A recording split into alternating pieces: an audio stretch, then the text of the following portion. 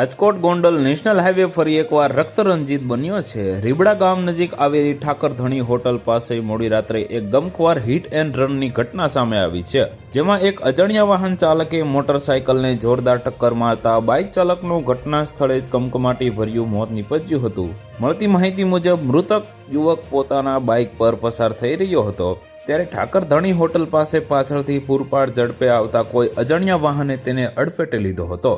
ટક્કર એટલી જોરદાર હતી કે બાઇક ચાલક ફંગોળાઈને રોડ પર પડ્યો હતો અને ગંભીર ઈજાઓ થવાને કારણે તેનું મોત થયું હતું।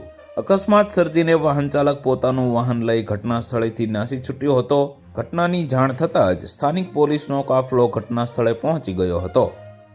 તો વધુ માહિતી મેળવવા માટે ચેનલ સાથે જોડાયેલા રહો। વિડીયો પસંદ આવે તો લાઇક કરી દેજો, ચેનલમાં નવા છો તો સબસ્ક્રાઇબ કરી દેજો।